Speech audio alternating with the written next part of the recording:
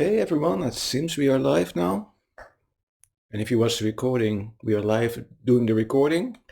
Welcome to Love Your Love Muscle, our weekly or sometimes bi-weekly podcast about everything heart-focused related. Heart-based living, heart-focused living, living from the heart, heart-focused meditation, and often we talk about meditation and self-regulation with focus on the heart.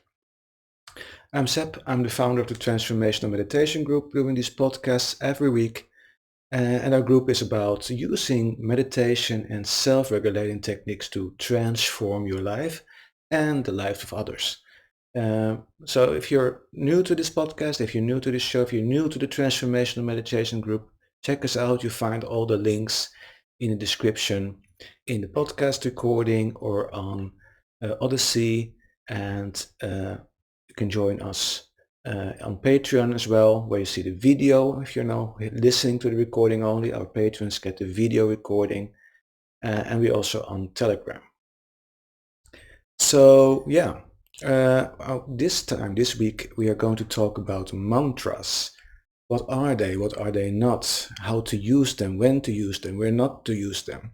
So we're going to talk about that, and of course we're going to do a mantra-based meditation session, a short one, just to get you going, get you interested in using mantras as a meditation technique or during your meditation. What is it not? Mantras, what is it? Why should we use it? In its purest essence, what I've learned at least from my teacher is that mantra is the same as a sound. A sound without any particular meaning, actually. It's all about the vibrations and the frequency. And that is from what I've learned, the true meaning behind a mantra. You recite it, you utter it often, repeatedly, several times during a session, during a meditation session, and it helps you in that vibrational state. And we're going to do a mantra, a very well-known one, and I will explain the meaning behind it, or not the meaning, but the purpose of it, the purpose of that particular sound and what it does to us. Because a sound is creation. Sound is a frequency. Everything we have around us, our whole reality is a frequency, a vibration, it's information in energy. And when we can manipulate it, we can play with that reality, we can play with that information by using our consciousness, our will to use sounds. A thought is an energy, a sound is an energy. It changes information in the quantum field. It changes information in our body as well. It changes our state of being. It changes our energy centers. So that's what we're going to focus on in our meditation. Another meaning behind mantras that you might have heard, is actually affirmations. For many years ago, I found out that, especially in the West, mantras are no longer sounds, they are being exchanged with affirmations. I don't really think personally that that's a mantra, it's just an affirmation. And you can use it in a similar way during a meditation session, of course, and just utter that sentence, that meaning over and over again. But it doesn't really change. It doesn't really change reality. It doesn't really change frequencies and vibrations right away. It's a more indirect way of changing energy. And what it does, if you say, for example, affirmation, I am calm. It's, for example, one, I am calm. And you should, of course, use positive affirmations to make it stick better. I am calm, I am calm. I am calm. And when you do that over and over again, you start to believe in it, but you also start to be it. I am, and whatever you put behind it, you become. So yeah, it does do its thing. It's not quite the same as using sound, because sound is more direct. You're tapping into the source. So go ahead, if you have a yoga teacher that taught you that a mantra is a sentence or an affirmation, just do it. It doesn't really matter to me personally. It doesn't really fit in. But that's up to you. Yeah, you can use it that way. If you write affirmations, make them positive, like I said. Don't put any negative words in it. I don't want to, for example. That's nothing you should put in there. But I am is a very good one to start with. I am calm. I am present. I am focused. I am happy. I am happiness. I am well. Those things you can do. I have abundance. Repeat it, repeat it, repeat it, and it sits in your nervous system. And if you in addition do a transformational meditation techniques with that, it will help you to reprogram your nervous system, make new connections in your mind, in your brain, and make sure that you change a little bit of your personality to attract a new future. So absolutely possible, do it. I don't want to call it mantras personally. I would rather like to call it what it is, affirmations. But yeah, go ahead. I want to focus today on sound, mantras as sound. And the most well-known, I guess you guessed it already, is called Om. And some they call it Om, but it's not really Om. And don't say Om, but Om. And it consists of 3 letters basically. A, U, M. And more U and Om actually. And you put them together, or not together, you utter them after one another. And what actually you do is you open your mouth and you go ah, and then you close your mouth slowly. Then automatically the ah becomes oh, and then you close your mouth even more. You close it and it becomes mm. Yeah, so that's the whole thing. And what happens, how does it work with your body? Well, we have our 7 chakras. The ah sound vibrates with our lower chakras. So everything from the belly down in the belly, that is ah. And you will notice, and if you put attention on it and you utter ah, you will notice it vibrating here. Just try to feel that when we do that. Then we close our mouth slightly and the ah becomes ooh, and that is vibrating here in the upper part of our body. And then we go to and try to make that frequency in such a way with your mouth closed that you feel it vibrating in your skull.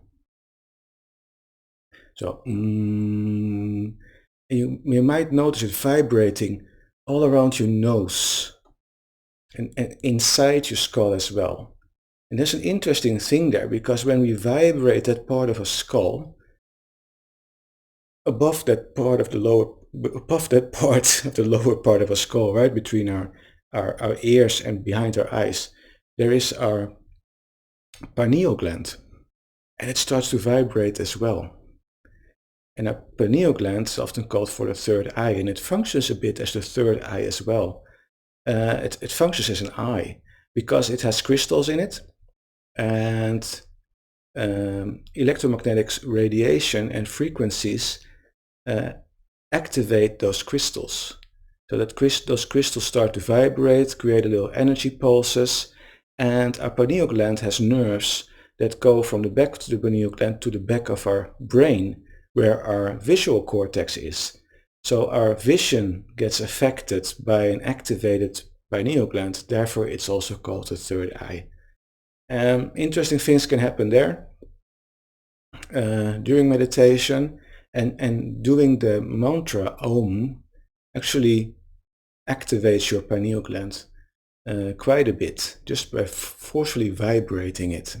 There are other techniques as well that you can do in addition to, for example, speed up your spinal fluid and give a little bit of pressure in the spinal fluid that also pressures against your pineal gland again. So there's several ways of doing this, but for right now I just want to focus on Om, on our mantra for today. So let's just practice, right? Let's just do it in 3 parts first, and then we go one right after another and do the whole mantra. So first just do ah. So open your mouth and ah. Just notice it vibrating in the lower part of your body. Ah. And just change it a bit, whatever you want. Just find that frequency and notice the vibration in the lower part of your body. It might be difficult, especially with this one.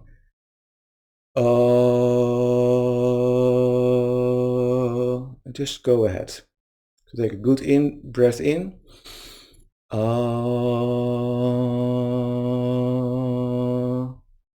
Try to adjust the pitch so you notice where you feel that vibration in your belly the most. Just try it out yourself. Good. Now let's go for the closing our mouth a bit. So we go from ah, closing our mouth to ooh.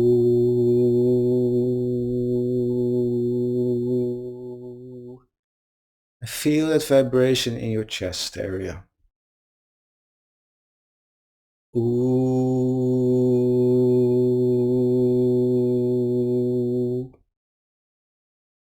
Try it yourself.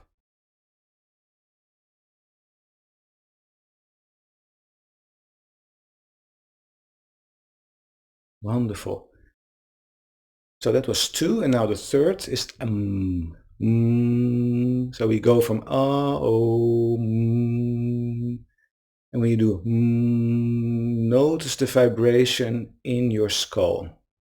Really make it vibrate. Really go Try to adjust the pitch just so you find the right pitch. Not all skulls are the same, but make Notice it vibrate, especially behind your nose. That's this area here. Do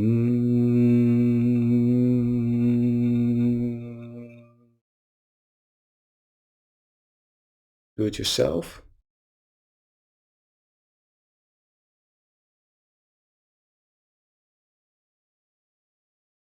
So that's what sound does. It vibrates, it balances, it puts things in order again, right? Just by those frequencies. That's just sound. It's not a word. It's not a word, it's a sound. It's actually 3 sounds combined. And just working on your chakras, on your energy center system that way. Okay, are you ready to combine everything? Yeah. And don't worry if it doesn't work out the first time. You shouldn't do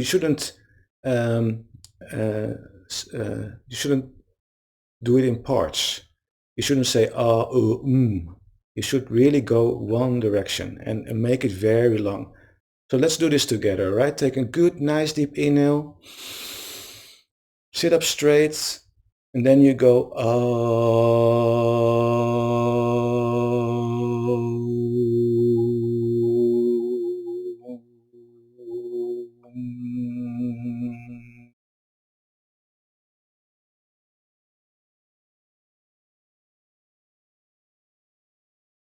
You get it?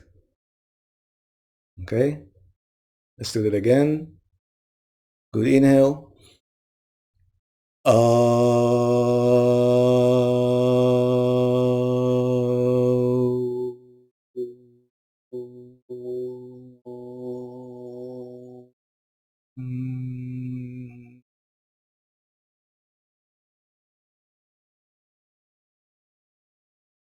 You can change the length of each. You can do a short ah, longer oo, or longer We do it one more time. Okay, let's go again all together. Good deep inhale, just fill those lungs with air. And there we go.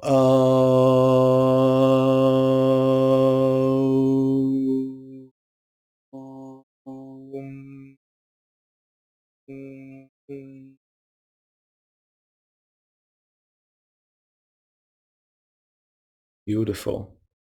Crazy, isn't it? Did you feel those frequencies? Did you feel those vibrations? And do you sense some other changes after doing this a couple of times? You can never go wrong by doing it 12 times or more. Just go ahead, do it for a couple of minutes, right after one another, and don't care about people looking at you like, oh, she's crazy, he's crazy, what a weird guy. Yeah, you know what it is for. It's for your best. It's for you. It balances those energy centers. Get everything in place and in line again. Okay, beautiful. And you can combine, now we did just chanting, right? But you can combine it with your meditation. We do our heart-brain coherence where we focus on our heart and breathe through our heart. And just focus on your heart area. And then you do your own, and just go. You can start breathing and start focusing on your belly. And when you do your ah, you just breathe out through there. Then you go up and breathe out through from your heart. And then you breathe out from your throat chakra and your third eye. Just to take this area and breathe out. And feel those vibrations. And you breathe in again through your heart and breathe out through your belly, your heart, your whatever. Try it out what you want to do. You can combine it with several techniques. What works best for you. There's no wrong here. It's always good to experiment. It's always good uh, to tell other people, if you have a meditation group, your experience with trying things out. You're always learning, you know? It's not always the meditation teacher that says, oh, it's only this way, that's the good way. We're all different. Uh, and you might have a different kind of than I have because you vibrate differently. Your skull is maybe less thick than my skull, so you don't have to have that very low, but you can do it a little higher, for example. But you should always check for, does it vibrate? Do I feel it in my tummy? Do I feel it in my chest? Do I really feel it in my skull, the bones of my skull when I do that? It's a very powerful one, isn't it? And very easily to notice when you vibrate your skull. Wonderful. Okay, that's it for today. I hope you enjoyed it. I hope you found it useful, and I hope you want to start experimenting with chanting. There are a lot of other different sounds as well. So try to find them and try to try them out. What does work for you? This one is universal one. It's the sound of creation, as they call it. So wonderful. Have a wonderful rest of your day. Have a wonderful rest of your evening. Be safe, take good care, and hope to see you back next time. Namaste.